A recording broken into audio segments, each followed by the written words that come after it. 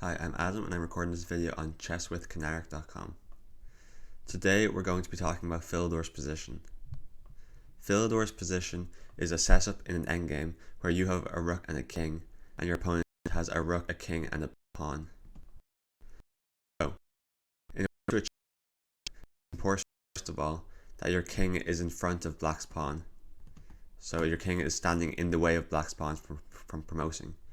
Because if our king was way off, let's say on h6, then black's pawn would have a free path to run to the end of the board and queen. So with that in mind, we need to figure out a setup here for white to defend against black's plans. But first of all, we need to figure out what black is planning to do here. So there are a couple of ways that black can try to make progress in this position. So first of all, in order to make progress, black probably needs to use their king and the pawn and move them forwards to start putting pressure on our king and maybe threaten to promote the pawn. Because without using the king and the pawn, black's rook on its own can't make any more progress. So okay, first of all, black could go for king e3, pawn f3, and then rook to b1, which would be checkmate. So that's one idea for black, that black could try to do, is push all those together. Another idea is if white moves the rook to, let's say, e7, checkmate, or checking from the back, then black's king could hide on f3, and because the pawn is on f4, we can't check the king anymore, and black's king is covering all of our king's escape squares, so this will be quite difficult to defend. So okay, so those are black's two main ideas, and one more important thing to note is that if black ever pushes this pawn, the king can no longer hide in front of us. So now we can just check it from the back. And no matter where black goes, we keep checking the king. And if the king ever moves away from the pawn now, we can capture it. So okay. So keeping in mind that we want to stop black's king from crossing over the third rank, so from crossing to e3 or f3, this makes our first move pretty clear. And our first move is rook to a3, just with the idea that our rook controls the whole third rank and stops black's king from crossing it. So now black's king is stuck on the fourth rank for now. So let's try to figure out ways that black can make progress here, and there's only really one. So first of all, it's not really useful for black to move the king at all, because no matter where you move the king to, it won't be able to move forward and coordinate with the pawn to start attacking white's king. So black's king could go to like d4, but let's say black is just shuffling the king.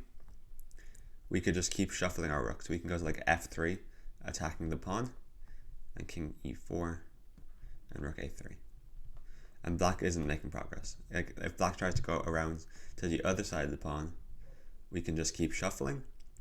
And as long as black isn't doing anything, we don't need to do anything. And okay, rook a3. And there's still no way for black's king to cross the third rank. So okay, let's go back to where we were. So black can't make progress that way. So now the only way that black can try to make progress is by pushing the f pawn. So okay, let's say black plays the move f3.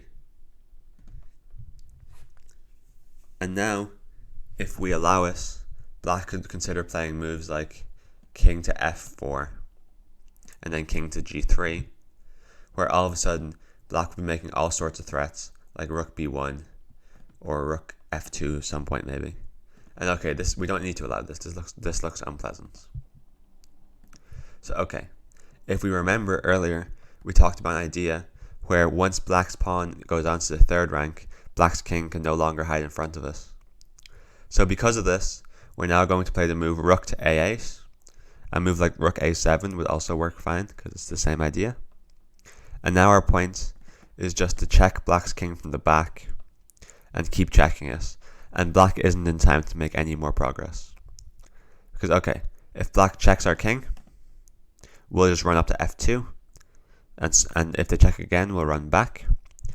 And if black goes king e3, a threatening checkmate in one move, we can now play the move rook to e8 check.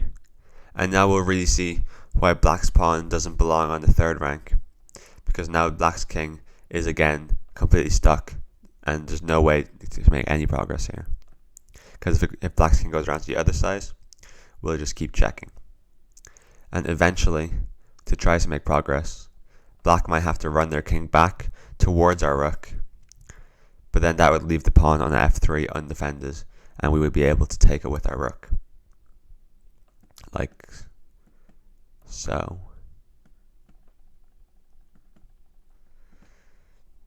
And then we could just take it. So okay, the important things to remember for this endgame, and there are a few steps we need to follow. So step 1, if we go all the way back. So step 1 is that our king has to be in front of black's pawn. So our king has to be in line with the f pawn in this case, because this stops black's pawn from ever promoting, because our king would stand in front of us. So if we ever get checked, then we always need to keep our king in line with the pawn, no matter what. So after rook b1, we go king f2, and so on. So step 1 is have your king in front of the pawn. And then step 2 is put your rook on the 3rd rank, where it stops black's king from making progress. So our rook on a3 is important because it stops black's king from crossing the 3rd rank. And then the 3rd and final step is as soon as black's pawn comes onto the 3rd rank, so let's say pawn to f3 in this case, now we can go back to the back rank, so rook to a8, and start checking from the back. And this is important because black's king can no longer escape from the checks. So thank you very much for watching. Hope you've learned something, and goodbye.